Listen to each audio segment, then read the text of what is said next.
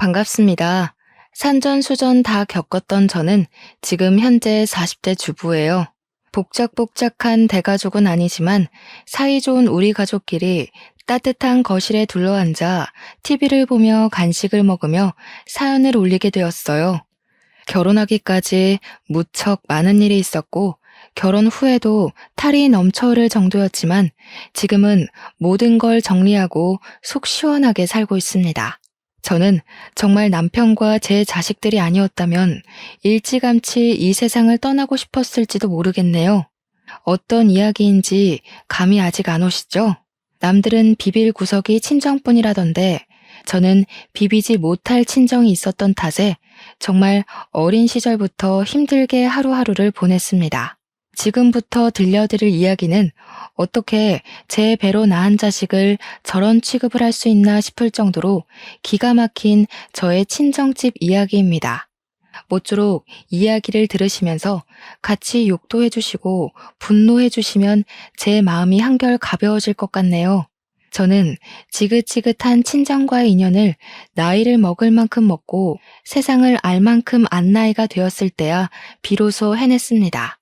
남편이 없었더라면 아마 상상도 못할 일이었을지도 모르겠어요.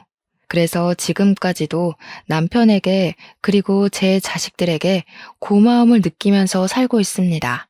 저의 친정 부모님은 정말 차별이라는 걸 살벌하게 하셨던 분들이셨습니다. 제가 다리 밑에서 주워온 아이는 아닐까 친자 검사라도 한번 해봐야 하나 싶을 정도로요. 애석하게도 제 태아일지 육아일지 어릴 때 사진들이 촘촘하게 박혀있는 앨범을 발견한 뒤로 친자식이 맞는다는 걸 알게 되었죠. 왜 애석했냐고요? 차라리 제가 주워내었다면 이런 취급을 받을 만한 존재라고 생각하고 키워준 걸 감사하게 여겼을지도 모르니까요. 저에게는 남동생이 하나 있었는데요. 남동생 하니까 딱 떠오르는 게 있지 않으신가요? 바로 남아 선호 사상이요. 참 지독하게 뿌리를 내린 그 사상은 저희 집까지도 침식하고 있었습니다. 남동생은 뻗댈 자리 보고 눕는 성격인지라 금이야 오기야 길러 버릇없는 건 기본이고 저 하필 연년생인 덕에 저를 만만히 여기고 막 기어오르곤 했어요. 제가 지금에서야 남처럼 지내니까 이렇게 이야기도 하고 하지 예전에는 입에 그 애새끼 이름을 담는 것도 소름 끼쳐 했다니까요. 당연히 못된 것만 배워서 예의라는 건 눈꽃만큼도 없고 가족을 배려하거나 존중하는 것도 전혀 없었죠. 제 거는 다 지 것, 지 거는 또 다 지 것인 아나무인의 표본이었습니다. 그렇게 애가 자라는 데엔 부모님의 지대한 공이 있었죠. 눈에 넣어도 안 아플 자식이라며 걷다가 넘어지면 어쩌냐고 업고 다니셨는데 애가 당연히 그렇게 자라지 않겠어요? 평생을 왕처럼 떠받들여지며 살았는데 지 눈에 보이는 게 뭐겠습니까? 저는 당연히 어릴 때부터 아무런 대접도 받지 못하고 살았습니다. 먹는 걸로 차별받는 건 당연한 일상이었죠. 오히려 밥을 준다는 것에 감사하면서 살았다니까요. 남동생이 외식하고 싶다, 이거 먹고 싶다 하면 사다 바치느라 제가 학교에서 늦게 오거나 친구들이랑 놀다가 끼니를 놓치면 그냥 굶어야 했어요. 물론 제 동생이 밤 12시에도 통닭이 먹고 싶다 하면 우리 아버지 한달음에 나가 사오셨지만 제가 먹고 싶다고 하면 살찐다고 들어가서 잠이나 자라고 했죠. 그런 서름이 켜켜이 쌓이면 얼마나 큰 벽이 되는지 모르시죠? 나중에는 어떤 생각까지 하게 되냐면요. 내가 나중에 돈 벌어서 꼭 통닭을 쌓아두고 먹어야지 하는 식탐이 생긴답니다. 제가 식탁에 앉아서 다 같이 밥을 먹을 때 밥을 조금 빨리 먹거나 맛있는 반찬만 골라 먹으면 그때부터 또 잔소리가 시작되거든요. 계집애가 그렇게 많이 먹어서 살만 찌지 어디다 쓸래? 이런 소리야 타격감도 없어요. 맨날 듣는 레퍼토리인데 신선하지 않으니까요. 고3 수능 때도 도시락 싸달라고 했더니 찹쌀떡 받은 거 들고 가면 되지 않냐고 성적이 나와봐야 얼마나 잘 나오겠냐고 저를 무시했죠. 그러니까 우리 부모님은 남동생의 떨어지는 성적에는 관심 있어도 저의 오르는 성적에는 전혀 관심이 없었습니다. 오죽하면 성적표가 나오면 부모님 사인 받아오라고 하잖아요. 거기에 항상 제가 사인을 해야 했어요. 제 성적에는 아예 관심이 없으셨거든요. 그러다 보니 남동생은 과외도 하고 종합학원도 다니고 할 때에 저는 문제집이나 몇 권 사다 풀어야 했습니다. 계집애가 공부해봐야 큰 인물 못 된다면서 저 공부시킬 돈 있으면 아들한테 쏟아부어야 한다고 했거든요. 동생이 돌머리라 공부에 관심도 없고 돈을 쏟을 만큼 성적이 안 나온다는 사실은 속 깊이 묻어두시고 눈 가리고 아웅하셨죠. 저라면 공부 잘하는 자식에게 투자할 것 같은데 아무리 공부를 잘하는 자식이라도 아들 아니면 소용없다 이거였습니다. 딸은 어차피 시집가면 그만 아니냐고 애 키우면 회사 일도 못하는데 공부해봐야 쓸모없다 이거죠. 그래서 저는 당연히 아무런 지원도 받지 못하고 대학 입학을 했고요. 저 대학도 꽤 잘 나왔습니다. 동생은 쳐다도 못 볼 서울에 있는 국립대 출신이고요. 학점도 잘 유지한 덕분에 취업도 금방 했어요. 틈틈이 스터디 활동을 하면서 쌓아온 인맥도 무시 못했고 이곳저곳에서 들은 정보로 자격증도 미리 준비한 덕이었죠. 회사도 일반 중소나 중견도 아닌 무려 대기업 본사에 취직했습니다. 제가 대기업에 취직할 동안 제 동생은 뭘 했는지 궁금하지 않으세요? 뭘 했겠어요? 그냥 탱자탱자 놀았죠. 뭐 대학도 겨우 경기도에 있는 전문대 졸업해놓고 군대 갔다 오더니 그때부터 하루 종일 집에서 게임하고 자고 술 처먹고 하더라고요. 그러더니 저한테 대기업 다니는 누나 덕 좀 보자면서 용돈이나 내놓으라 하대요. 남동생이 당당하게 요구를 하니까 우리 부모님도 저한테 그 정도는 해줄 수 있지 않냐면서 대기업 다니는 딸 덕 좀 보재요. 본인들 노후 준비도 해야 하니 연금 보험을 들어달라, 적금은 부모 이름으로 해라, 매달 생활비를 달라 난리도 아니었습니다. 거기다가 새로 보험 하나 가입하겠다고 저한테 쓱 들이미는데 보험료까지 내달라는 거였어요. 솔직히 말해서요. 저한테 남동생에게 해준 거 반만이라도 해줬으면 제가 어느 정도는 해드렸을 거예요. 대기업 본사직 초봉이 생각보다 꽤 되거든요. 짝수달마다 성과급도 나오고요. 그런데 저한테 해준 거 없이 달라고만 하니까 제 지갑이 열리겠어요? 나한테 왜 이러나 싶고 반감만 늘어나는 거죠. 퇴근하고 집에 와서 좀 쉬고 싶은데 허구한 날 방에 들어와서 월급날이 언제랬지? 현금 좀 있니? 이러고 있으니 제가 얼마나 집을 떠나 살고 싶었겠습니까? 결국 입사한 지 8개월 만에 돈 타령하는 가족들이 지겨워서 회사 근처에 원룸을 얻었습니다. 핑계는 출퇴근하기가 멀고 힘들어서 그런다고 했지만 사실은 가족들을 피하고 싶어서 집을 나오게 된 거였죠. 근데 제가 집을 나오니까 제 동생이 아주 난리가 난 겁니다. 제가 한 푼 두 푼 쥐어주는 용돈이 그리웠던 거였겠죠? 저한테 다 큰 여자가 무슨 집을 나가 사냐고 하는데 원래 다 크면 나가 살아야 하는 게 독립적인 성인의 모습 아니겠어요? 자기가 해놓은 게 아무것도 없는 찌질이라 부모한테 용돈 받아 생활한다는 건 아예 생각도 못하는 느낌이었죠. 그러면서 시집 가면 어차피 나가 살 건데 그 전까지 집에서 부모님이랑 부대끼며 살아야 하는 거 아니냐고 아주 온 가족이 똘똘 뭉쳐서 저한테 한 푼이라도 더 뜯어가려고 안달난 사람들처럼 굴었습니다. 저는 당연히 그 모든 걸 무시했죠. 혼자 살면서 먹고 싶은 거 마음껏 사 먹고 취미 생활도 즐기고 혼자만의 여유로움을 만끽하다 보니까 제 성격 자체가 바뀌더라고요. 남들 눈치도 덜 보고 살고 항상 밝고 즐거운 에너지가 가득한 사람으로 점차 변해갔습니다. 삭막하고 불편한 집에서 살다가 오롯이 저만을 위한 공간을 가지니 사람이 달라져요, 정말. 그런 저를 예쁘게 봐주시던 옆팀 과장님이 저에게 은근슬쩍 데이트 신청을 해왔고 평소에 꽤 서글서글한 인상으로 인기가 많았던 분이라 저도 좋다고 했어요.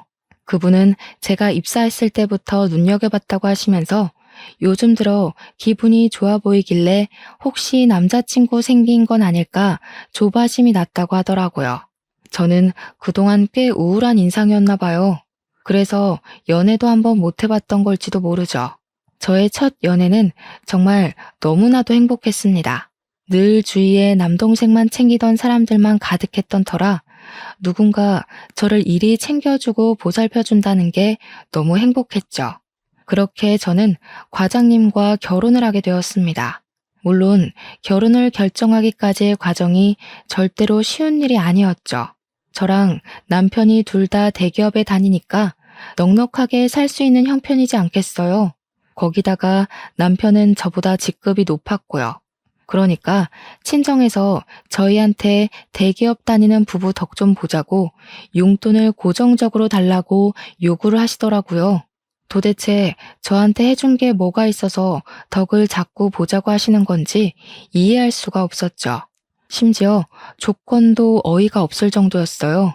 매달 생활비로 100만 원씩 주고 보험비 30만 원에 차량 유지비 20만 원까지 해서 50만 원씩 보내달라고 하시더라고요.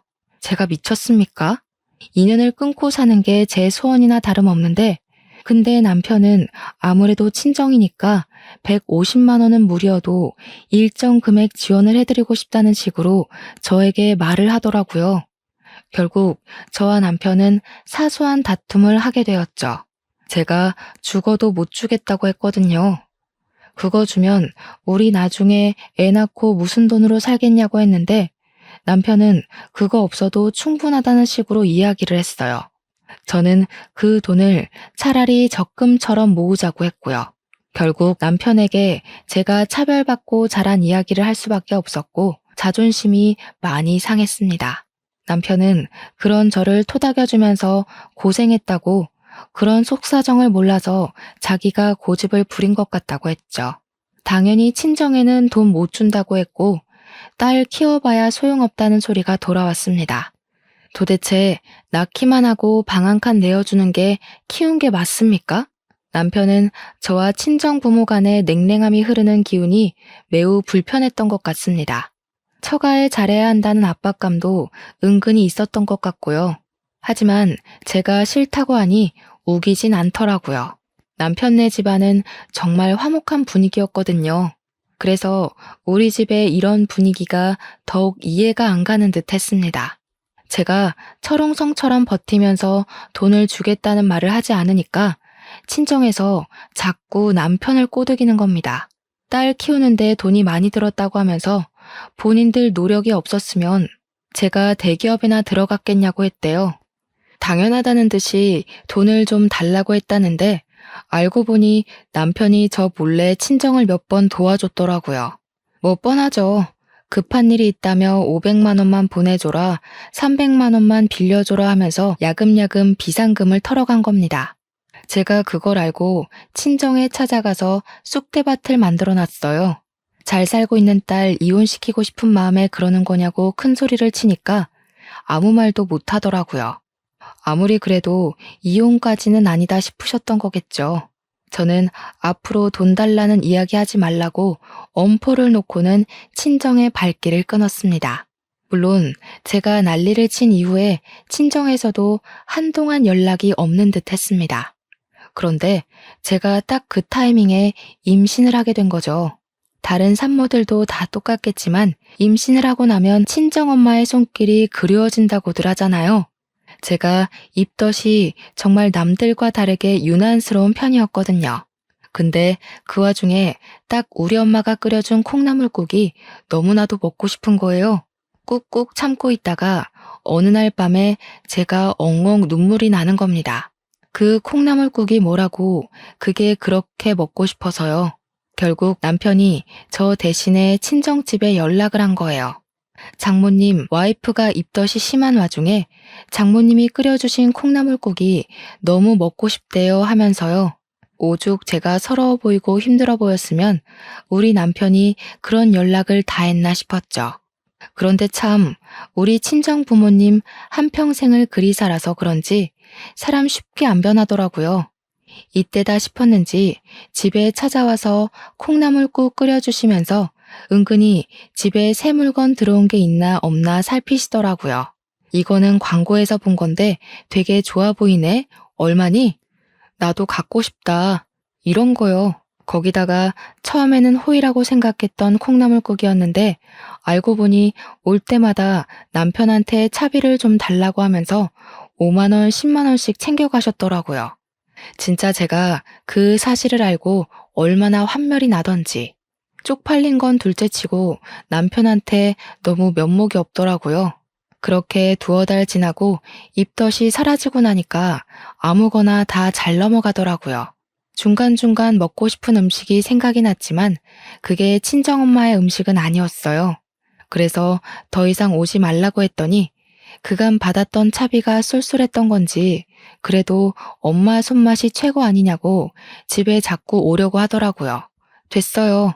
더 이상 차비 못 드려요 하니까 그 뒤로는 오겠다는 연락이 뚝 끊겼어요. 아이를 출산할 때도 정말 고생해서 낳았거든요. 물론 다른 분들도 고생하셨겠지만 저는 유독 난산이었어요. 그래서 조리원에 간다고 했더니 엄마가 해주는 몸조리가 최고 아니겠네요. 그러면서 그 돈 자기 주면 자기가 알아서 다 해주겠다고 남편을 막 꼬드기는 겁니다. 그래서 제가 죽어도 싫다고 조리원에 가겠다고 했거든요. 2주일 동안 푹 쉬고 얘랑 같이 집으로 돌아와서 육아를 하는데 정말 지옥이더라고요. 잠을 못 자서 코피를 쏟아본 게 태어나서 처음이었습니다. 수능 볼 때도 코피를 쏟아본 적이 없었거든요. 그걸 보다 못한 남편이 결국 또 친정에 SOS를 치게 된 것입니다. 아무래도 시어머니보다야 친정어머니가 낫지 않겠냐는 마음에서 한 일인데 저는 차라리 시댁이 나았을 것 같아요. 친정엄마가 오자마자 남편에게 월 100만 원씩 주라고 그러면 애를 봐주겠다고 했대요. 남편은 제 생각해서 100만 원씩 보내드리겠다고 아이 키우는 데에 도움을 좀 주셨으면 좋겠다고 부탁했고요. 근데 참 우리 엄마 와서 애를 보기는커녕 맨 TV만 보고 애가 울면 저한테 애 운다 이러고 앉아있는 겁니다. 심지어 밥도 처음에는 이것저것 잘 차려주는 것 같더니 나중엔 귀찮은지 반찬을 사와서 차려주더라고요. 물론 사온 반찬이 싫다는 건 아니에요. 저도 반찬은 사 먹으니까요. 근데 그럴 거면 제가 왜 월 100만 원이나 주면서 우리 엄마랑 불편한 육아를 해야 하는 건지 모르겠더라고요. 그래서 한 달 딱 채우고 더 이상 오지 마시라 했습니다. 그랬더니 친정엄마가 이렇게까지 도와주는 집도 없다면서 고마운 줄도 모른다고 제 욕을 하시더군요. 아이 한 번 시켜준 적이 없고 분유도 제대로 타지 못하는 사람이 도대체 무슨 육아를 도와준다고 하는 건지. 우리 남편 붙잡고 다시 한번 구구절절 이야기를 했어요. 우리 집은 잘해줘봐야 고마운 것도 모르는 파렴치한 집안이라고요. 도와줄 돈 있으면 차라리 시댁에 잘하자고 시댁이 훨씬 편하니까 제발 친정에 연락하지 말아달라고 했어요. 근데 그 말이 진짜 사실이었거든요. 온화하신 시댁 어르신들이 우리 가족보다 더 가족같이 느껴져서 제가 참 여러모로 잘 챙기면서 살았거든요. 우리 집이랑 다르게 엄청나게 화목한 집안이라고 했잖아요. 제가 해드리는 게 무엇이든 꼭 저에게 배로 돌려주시는데 정말 제 친부모 같은 느낌을 받았달까요? 서로가 서로에게 잘하려고 하니까 사이가 점점 더 돈독해졌죠. 진짜 얼마나 바랬는지 몰라요. 이런 부모 밑에서 크고 싶었어요. 우리 딸이 4살쯤 되었을 때 남동생이 결혼을 하게 되었습니다. 근데 제대로 된 결혼도 아닌 것 같았어요. 아무튼 결혼식을 앞두고 보고 싶지 않은 친정이라도 어쩔 수 없이 이것저것 도우느라 만나고 있었는데 대뜸 저한테 엄마가 묻더라고요. 동생 결혼식에 축의금 얼마 낼 거냐고요. 그래서 제가 눈을 치켜뜨면서 대꾸를 했죠. 내가 왜 축의금을 내냐고요. 제 결혼식에도 축의금 안 냈거든요, 동생이. 그랬더니 그때랑 같냐면서 저는 대기업에 다니고 있고 제 동생은 엄청 작은 사업장에 다니고 있지 않냐면서 상황이 다르대요. 제가 결혼할 때는 동생이 돈이 하나도 없었던 시절이니까 못 낸 거지만 저는 지금 낼 수 있는 상황 아니냐고요. 솔직히 동생 결혼식에 금액이 얼마가 됐든 축의금 못할 건 아니죠. 그렇지만 그동안 저한테 보여줬던 행동이 있으니까 솔직히 5만 원도 너무 아까웠단 말이에요. 남편이 이미 축의금으로 100만 원을 주자고 했었는데 제가 반으로 깎았거든요. 그래서 엄마한테 그냥 알겠어. 50만 원만 낼게 했어요. 그랬더니 저한테 막 역정을 내면서 가족인데 50이 뭐냐고, 그것도 대기업 다니는 누나가 50만 원이 뭐냐고 그러는 겁니다. 축의금도 100만 원 내고 남동생 신혼집에 커다란 TV 하나 사주래요. 우리 딸 내복이라도 한번 사오는 정성을 보였다면 몰라도 조카한테 선물 한번 사준 적 없는 놈한테 제가 왜 TV를 사줘야 하나요? 절대로 싫다고 했더니 우리 남편한테 전화를 걸어서 100만 원 축의금 내고 TV도 사주라고 하는 겁니다. 우리 남편이 제 눈치를 살피다가 그건 어려울 것 같다고 하니까 집에 찾아와서 애걸복걸 하더라고요. 이미 사돈 집에 우리 대기업 다니는 딸이 TV 놔줄 거니까 혼수에 TV는 해오지 말라고 했다면서 저한테 어떻게 할 거냐요? 그 상견례 자리에 심지어 저는 부르지도 않았거든요. 그래놓고 TV를 내놓으라고 하는 게 말이 됩니까? 죽어도 못 해준다고 했죠. 그러니까 저보고 못된 년이라고 난리를 치더니 결국 엄마가 TV를 해줬더라고요. 저 결혼할 때는 진짜 아무것도 안 해줬거든요. 그 흔한 휴지 한 팩도 안 사주신 분입니다. 진짜 미치도록 짜증이 났지만 저는 참고 넘어갔어요. 애초에 그런 사람이었으니까 더는 기대하지 말자. 정말 이제는 연락도 하지 말자. 몇 번이나 되새김질하면서 결혼식에 참석을 했습니다. 결혼식 당일에서야 옳게 될 사람을 처음 만났다는 게 믿어지실까요? 신부 대기실에서 저를 보고 깜짝 놀라서 해외에 나가 있는 줄 알았다고, 어쩜 얼굴 한 번을 못 볼 수가 있냐고 아쉽다고 하더군요. 제가 올케를 만나서 무슨 이야기를 할지 모르니까 애초에 만나는 걸 차단시킨 듯 했어요. 해외라니, 옆 동네에 있는 대기업 본사에 다니고 있는데 참 마음이 씁쓸하더라고요. 어차피 결혼을 하고 나면 볼 일은 별로 없을 것 같긴 했지만 그래도 사람 마음이 좀 찜찜한 겁니다. 우리 엄마가 워낙 아들 우리 아들 하는 사람이니까 애먼 사람 데려다가 시집살이를 시킬 것 같은 생각이 드는 거죠. 그래서 올케에게 제 번호를 알려주고 힘든 일 있으면 꼭 저한테 전화하라고 단단히 일러두었어요. 그러니까 왜 그러세요? 무슨 일 있어요? 하는 거예요. 아주 머리에 꽃이 들은 건지 천진난만하게 물어보는데 혹시 시집살이를 시킬 수도 있잖아. 내가 올케 편을 들어줄게 했죠.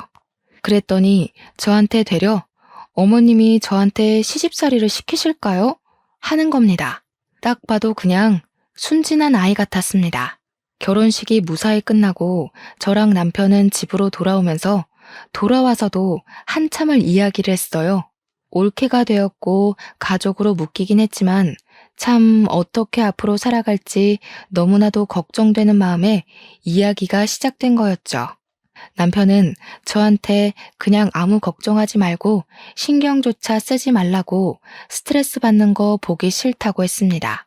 그나마 마음이 태평양처럼 넓은 우리 남편이기에 제 스트레스도 저의 못돼 먹은 친정도 버티면서 살았지, 다른 사람이었으면 아마 진즉 이혼했을 거예요. 남편 말에도 일리가 있었기 때문에 저는 알겠다고 대답하고 신경을 끊으려고 했습니다. 결혼하고 딱 3개월이 지났을 무렵 올케에게서 전화가 걸려왔고 저는 올 것이 왔구나 하는 느낌을 받았죠. 아무 일 없는 듯 무슨 일이냐고 물었더니 올케가 무척 당황한 목소리로 시모가 조금 이상한 것 같아요 하더라고요. 우리 엄마 이상한 거야 하루 이틀 아닌데 뭐 때문인지는 알아야 하니까 물어봤어요. 그러니까 자꾸 올케네 보고 합가를 하자고 요구를 하고 있다는 겁니다.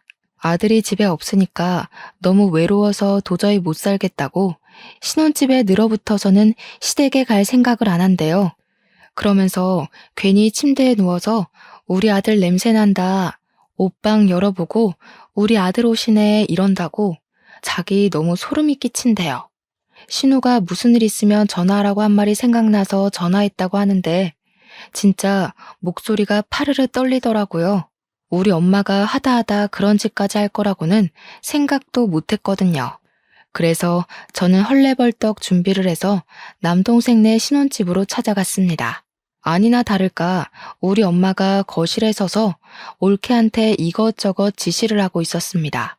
뭐 살림을 이렇게 해서 우리 아들이 편하게 쉴 수 있겠냐, 먹을 거는 제때 먹이고 있냐 하면서 소파에 앉아서 TV가 참 좋지 않니? 이런 헛소리들을 하고 있더라고요. 어찌나 신혼집을 제 집처럼 들락날락 했는지 모르는 게 없는 것 같았습니다. 아직도 김치 냉장고에 반찬 사온 거 넣어두고 먹니?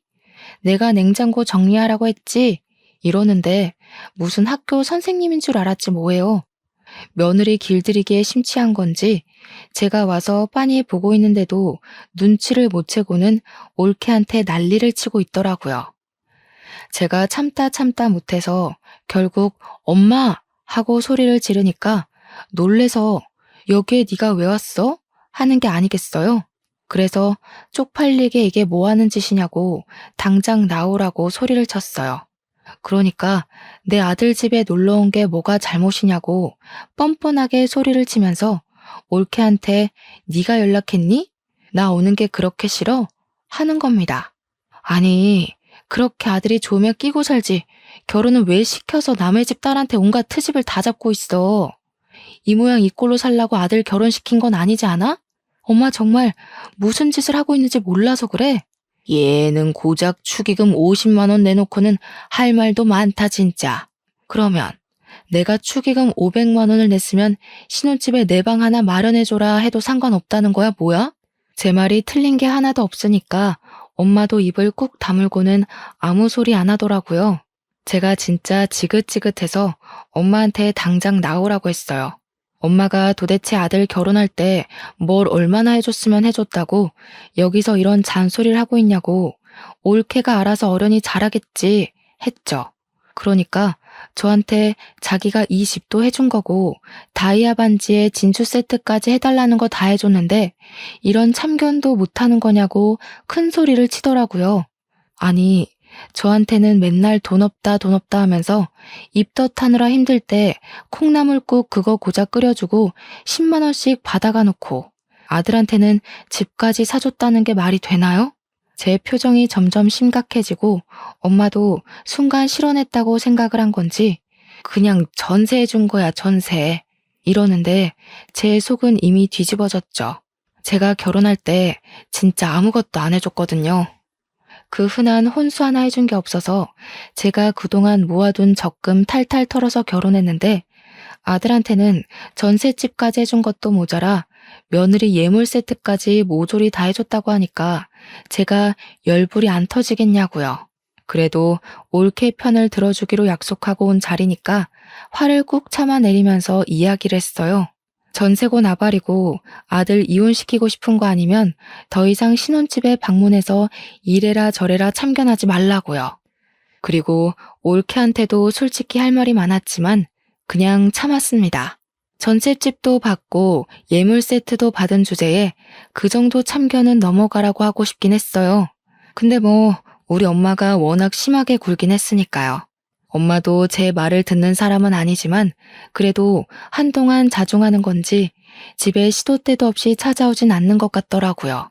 올케한테도 그냥 네네 하면서 순종적으로 굴지 말고 남동생 머리채라도 쥐어뜯으면서 반항을 하라고 했습니다. 그래도 엄마가 아들 말이면 껌뻑 죽는 사람이니까 최대한 남편 이용해서 해결하라고 했죠. 만약 제가 올케 입장이었다면요. 미저리 같은 시모 무서워서 하루빨리 이 집을 탈출하고 싶은 생각이 간절할 것 같거든요. 생각을 해보세요. 아무리 남편을 사랑한다고 해도 저런 시어머니를 평생 보면서 살 수 있겠어요? 벌써부터 합가하자고 조르는 마당에 더 늙으면 합가하자고 말도 없이 짐 싸들고 집으로 찾아오실 분들이라니까요. 그런데도 우리 올케는 생각 없이 덜컥 임신을 하더라고요. 제가 남동생네 임신했다는 소식을 듣자마자 정말 남동생도 대책이 없는데 올케도 대책 없이 사는구나 싶었습니다. 한 가지 다행인 건 올케의 자궁이 약해서 임신 기간 내내 안정을 취해야 한다는 이야기를 들었다는 거예요. 그 덕에 우리 엄마가 신혼집에 방문해서 올케를 구박하거나 스트레스를 주는 일이 완전히 멈췄다는 거죠. 아들의 자식이 잘못될까봐 신혼집 방문을 아예 끊어버린 겁니다. 저는 뭐 답답하면서도 이왕 임신까지 한 마당에 아이 잘 낳고 잘 키워보라고 덕담을 해주었습니다. 그런데 문제는 여기서부터 시작이 되었습니다. 올케가 힘든 10개월의 임신 기간을 거치고 아들을 낳게 된 거죠. 하지만 우리 친정의 남아 선호 사상이 얼마나 대단한지 저는 알고 있지만 우리 올케는 차마 몰랐던 거죠.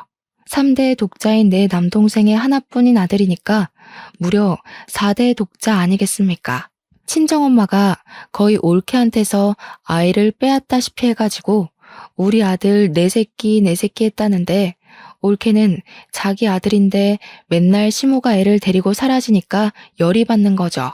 하루 이틀 그러면 몰라도 딱 출산하자마자 맨날 집에 찾아와서는 손 하나 까딱 안 하고 애만 이쁘다 해주니까 몸조리 해야 할 올케가 잡일은 다 하고 시모가 집에 있으니까 쪽잠도 못 자고 집안 살림으로 트집 잡는 건 여전하고 게다가 삼시세끼를 차리라고 했대요. 아무리 며느리라지만 그렇게까지 괴롭힐 이유가 뭐가 있을까요? 나중에는 우리 엄마가 아예 남는 방 하나에 또아리를 틀고 집으로 가질 않더랍니다. 합가 노래를 부르더니 셀프 합가했다면서 올케한테 내가 여기서 좀 지낼게 하고 애만 쏙 데려가고 더 웃긴 건 애가 울고불고 보채면 올케한테 쓱 넘기더래요. 우는 애는 엄마가 달래야지 하면서요. 우리 올케가 스트레스에 거의 반 미쳐서는 맨날 남동생이랑 싸웠대요. 충실하게도 내가 머리채 잡고 싸우러가 한 말이 기억이 났는지 남동생 머리털을 다 뽑아놨다지 뭡니까? 그 꼴을 우리 엄마가 가만히 보고 있었겠어요? 어느 며느리 주제에 우리 아들 머리털을 죄다 뽑아놨냐면서 난리를 치더니 안방에 떡하니 들어와서는 그러더래요. 내가 우리 아들이랑 애랑 셋이 잘 테니까 너는 작은 방 가서 자라. 이게 막장 드라마지 사람 사는 이야기가 맞습니까 정말? 올케가 저를 찾아와서는 신우, 저 정말 피가 말라 죽기 일보 직전이에요 하면서 엉엉 우는데 이야기를 듣는 내내 얼굴이 화끈거려서 참을 수가 없었어요. 아무리 그래도 어떻게 시어머니가 안방을 차지하고는 며느리 보고 나가라고 할 수가 있어요. 그리고 남편이라는 놈은 그걸 지켜만 보고 있다뇨. 이건 정말 유튜브 사연으로 끝낼 게 아니라 공중파 막장 드라마에 충분히 나와도 될 소재 아닌가요? 그날 이후 올케가 열받아서 아예 짐을 싸들고 친정으로 가버렸대요. 남동생한테는 더 이상 너랑 못 살겠다 문자만 하나 덜렁 남기고요.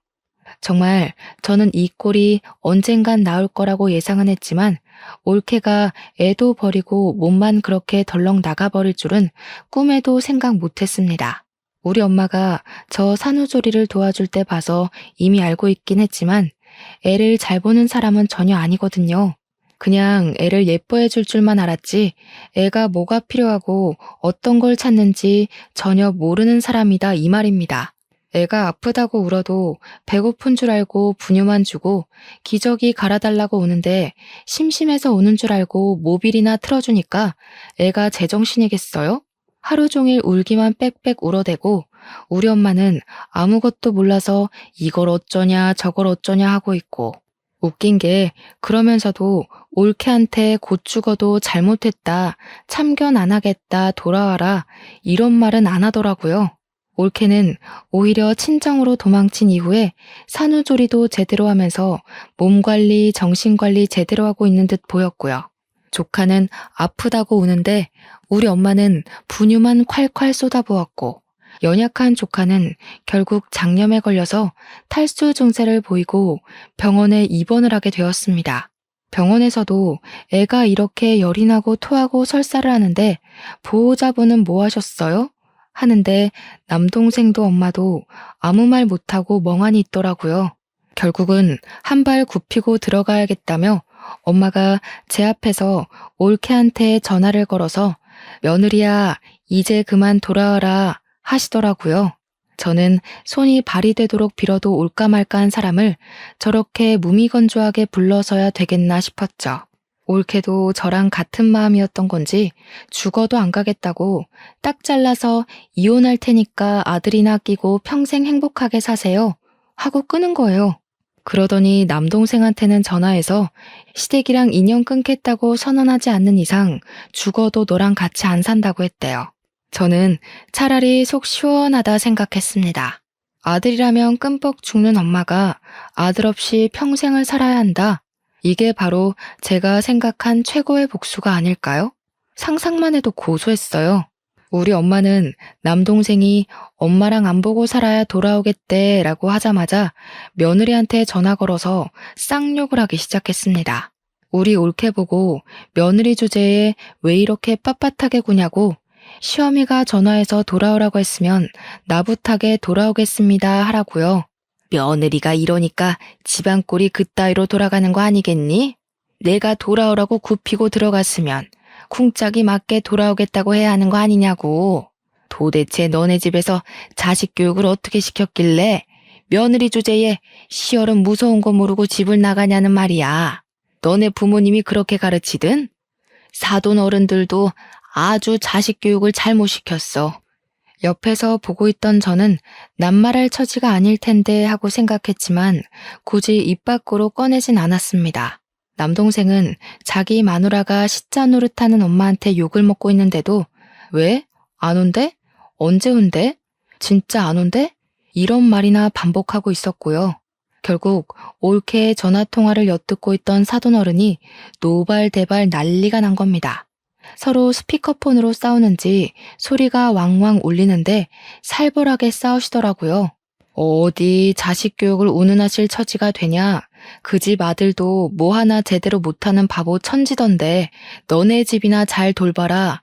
지금 말 다 했냐? 어디 우리 귀한 아들을 욕하고 앉아있냐? 너네 딸이 살림 더럽게 못하더라. 이러면서요. 남동생은 그제야 지금 우리 장모님이랑 싸우는 거야? 엄마 미쳤어? 이러는데 우리 엄마는 당장 이혼해 하면서 소리 지르고 결국에는 올케가 이혼하겠다고 두 손 두 발 다 들었습니다. 그제야 남동생이 올케한테 시댁이랑 인연을 끊고 살겠다고 한 모양인데 뭐 자기들 마음대로 쉽게 끊어질 인연이 아니라는 걸 올케도 깨달았겠죠. 애도 포기할 테니까 이혼만 해주라고 난리 법석을 떨고 올케네 집사람들이 다 찾아와서 남동생한테 도장 찍으라고 협박도 했나 봐요. 결국 울며 겨자 먹기로 남동생은 이혼 서류에 도장을 찍어줄 수밖에 없었고 호라비가 되었습니다. 때마침 전세 계약도 끝나가는 시점이라 전세금 빼서 엄마 품으로 다시 돌아갔더라고요. 남동생은 일을 해야 하니까 엄마가 애를 하루 종일 돌봐야 하는 육아 전담이 된 것이죠. 근데 육아라는 게 젊은 사람들이 하기에도 보통 힘든 일이 아니잖아요. 그러니까 저한테 애를 데리고 와서는 저보고 애를 좀 키워주라면서 툭하니 조카를 던지고 가는 게 아니겠어요. 저는 무슨 일 안 하는 사람 취급을 하는데 너무 어이가 없더라고요. 주말에만 좀 봐주라면서 토요일 새벽부터 찾아와서 자고 있는 애를 던져주고 가는데 남동생도 주말에 쉬거든요. 우리 아들은 주말에 푹 쉬어야 된다. 이런 마인드가 아직도 남아 있었던 거죠.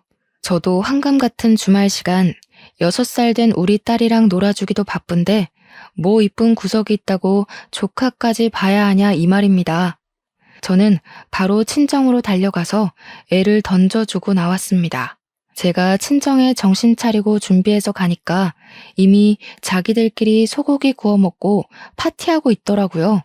제가 어이가 없어서 네 애를 왜 나한테 봐달라 그러냐고 남동생 품에 안겨줬어요. 애를 키울 자신이 없으면 올케한테 보내던가 아니면 고아원을 보내. 이년이 미쳤나? 어디 우리 4대 독자를 다른 데 보내라고 해. 거기다가 뭐? 고아원? 이 못된 계집애가? 나는 그럼 무슨 보모야? 내가 육아 도우미야? 나한테 맡겼단 봐. 아주 올케네 집에 찾아가서 애 키우라고 주고 올 거니까. 그러더니 집에 찾아오진 않고 그 뒤로 전화로 앓는 소리만 끙끙 내더라고요. 듣기 싫어서 바로 차단해버렸습니다. 제가 차단하니까 우리 남편한테 전화해서 들들 볶아대는데 무시하라고 했어요. 그러던 어느 날 은근슬쩍 우리 남동생이 남편 보고 인도네시아에 무슨 사업 투자를 해보라고 했다는 거예요. 조카 이야기하다가 뜬금없이 한 소리라 남편이 당황해서 뭐라고? 하니까 자기가 무슨 투자 설명회를 다녀왔는데 곧 상장하는 기업이라고 했대요. 이미 해외에서는 탄탄한 회사라면서 모아둔 돈 있으면 투자 한번 해보라고 했다는 겁니다. 그래서 제가 낌새가 0 이상해서 회사를 검색도 해보고 저희 회사 해외 영업부 친구한테 물어도 봤는데 그런 회사는 모른다고 하더라고요. 남편한테도 그거 사기 아니냐고 하니까 남편도 사기가 맞는 것 같다고 했어요. 남동생은 무슨 다단계에 빠진 사람처럼 남편에게 그 회사만큼 좋은 투자처가 없다면서 있는 돈 다 털어서 투자하라고 꼬시고 나중에는 우리 엄마랑 아빠까지도 남편한테 돈 좀 달라고 투자하자고 난리도 아니더라고요. 그래서 솔직하게 그거 사기 같던데요 하고 남편이 말을 했대요. 그랬더니 제 남동생이 그 회사에 다니고 있다는 겁니다. 자기가 다니는 회사인데 투자자들 모시고 있는 거라며 월급도 잘 나오고 미래 가치가 인정되는 회사라고 하더래요.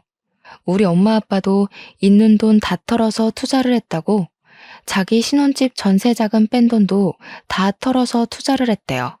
그러면서 매형 1,000만 원만 투자해봐요 이러더라는데 남편이 한사코 거절을 한 거죠. 우리 친정에서는 기회도 못 잡는 바보라면서 어느 사기업체가 이자를 따박따박 주냐고 하는 겁니다. 완전히 싱글벙글 난리가 났는데 투자 금액의 일정 수익을 돌려받는 형태의 투자래요. 2달 동안 이자를 꽤 많이 받았다고 신나서 이야기하는데 그게 딱 폰지 사기 수법이잖아요. 제가 지금이라도 발 빼라, 그거 사기 맞는다고 이야기했는데 저한테 멍청한 것 평생 은행 이자나 받아먹으면서 살라고 하더군요. 투자 금액에 비례해서 이자가 지급되다 보니까 친정 식구들이 눈이 돌아서 집 담보대출까지 받아서 억 단위의 돈을 더 쏟아부은 거예요. 그런데 정말 딱 4개월 만에 회사가 종이 조각이 되어 사라진 거죠. 투자 금액도 날리고 더군다나 그 회사를 재직 중인 걸로 되어 있던 동생은 폰지 사기에 주범격으로 연루까지 되면서 난리가 났습니다. 그러면서 저한테 합의금이 필요하다고 당장 대출금이 필요하니 돈을 좀 빌려달라고 난리를 치는데 제가 왜 해줘야 하는지 모르겠더라고요. 애초에 제가 그거 사기라고 돈 쓰지 말고 회수하라고 했음에도 불구하고 저보고 멍청이라고 하더니요. 그러더니 저한테 먹고 살 방법을 찾아야겠으니 제발 조카만이라도 데려가서 키워주면 안 되겠냐고 하더이다. 애가 무슨 죄가 있겠나 싶어서 데리고 왔어요. 남동생은 사기로 실형받아 잡혀 들어가고 친정 부모님은 빚 갚는다고 팔자에도 없던 식당 일에 대리운전하시고 저는 조카를 어찌할까 고민하다가 올케한테 연락해서 애를 데려가라고 했습니다. 올케가 한달음에 달려와서는 엉엉 울면서 안 그래도 애가 너무 보고 싶었는데 꾹 참고 있었다고 하더군요. 그래서 사정을 설명해주고 양육권 반환 소송을 걸어서 친권 양육권 찾아오라고 했어요. 또 시키는 일은 잘하는 올케라 바로 변호사 선임해서 소송을 걸었고 올케가 아이를 데려가게 되었습니다. 우리 집에서는 당연히 4대 독자를 어디 집 나간 며느리가 데리고 가냐면서 난리가 났죠. 그런데 법적으로 친권, 양육권 모두 올케한테 간 걸 어쩌겠어요. 이런 일이 오지 않길 바랐으면 아들을 그렇게 아나무인 사기꾼으로 키웠으면 안 되는 거죠. 저한테 네 짓이지 하는데 올케가 알아서 잘 키우겠지. 그냥 포기하라 했습니다. 올케는 애랑 행복하게 살고 있는 듯하고 우리 친정은 폭삭 망했습니다. 우리 집에 방 한 칸만 내어달라고 사정사정하는 거 저는 죽어도 싫다고 안 되겠다고 거절했습니다. 그 뒤로 몇 개월을 찾아와 돈 좀 달라고 도와달라고 비는데 그 꼴 보기 싫어서 이사까지 했고요. 지금은 번호도 바꾸고 연락도 하지 않고 완전히 남남처럼 지내고 있습니다. 이래서 아들 해봐야 하나도 소용없는 것 아니겠습니까? 만약 저에게 고기 반찬만 해줬어도, 산후조리만 똑바로 해줬어도, 돈 달라고 강짜만 놓지 않았어도 도와주고도 남았을지도 모르죠. 하지만 저한테 바라는 게 돈밖에 없는 아나모인들에게는 해주고 싶지 않네요. 지금처럼 쭉 우리 가족끼리만 잘 먹고 잘 살 겁니다. 아주 보란 듯이요. 제 강단이 어떠신가요? 사이다 같아서 마음에 드셨으면 좋겠네요. 제 사연을 들어주신 청취자 여러분들도 꼭 결단력이 필요한 일에서 똑바로 결정을 내리시길 바라며 글을 마치겠습니다.